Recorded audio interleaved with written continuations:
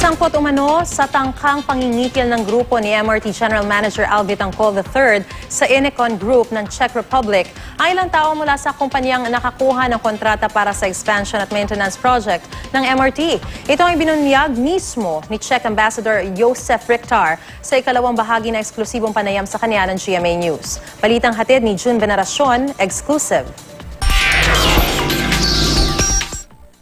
Dagdag bagon para sa dumaraming pasahero ng MRT.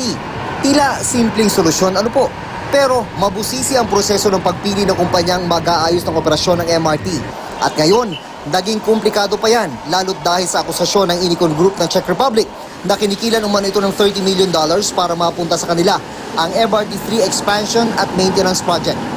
Sa affidavit ng Czech Ambassador to the Philippines, Josef Richter, 8 beses niyang nabanggit ang pangalang Wilson de Vera na siya raw nagtangkang mangikil sa Inecon.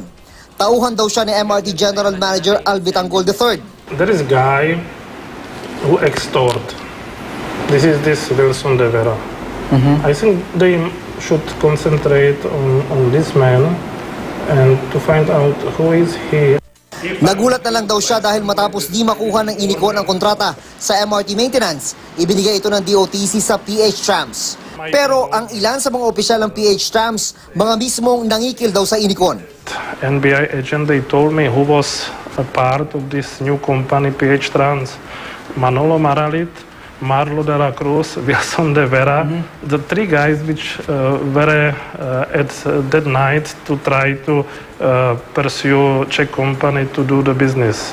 Nakakumpirma ng GMA News mula sa datos ng Securities and Exchange Commission at sa mga nakasosyo ni de Vera na isa siya sa incorporators ng PH Trams. Sa website ng DOTC, inanunsyo noong October 2012 na inaward ang maintenance contract sa PH Trams at sa partner nitong CBNTJV.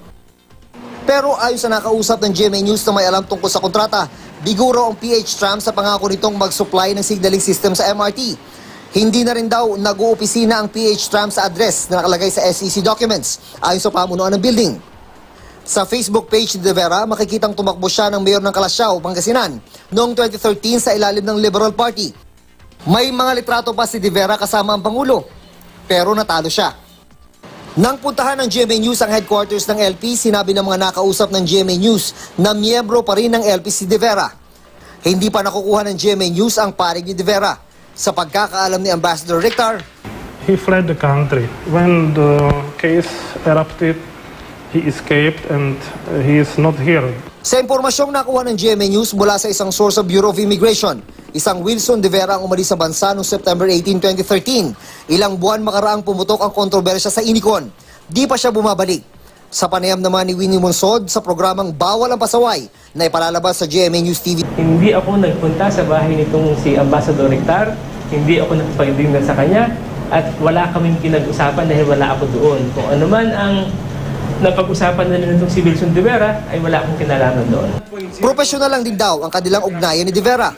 Sa isang text message, sinabi ni DOTC Secretary June Abaya na hihintayin daw muna niya ang resulta ng investigasyon ng NBI bago magsalita.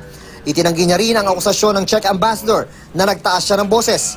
Di niya raw yun ugali, lalo na sa isang ambassador. June Veneracion, GMA News.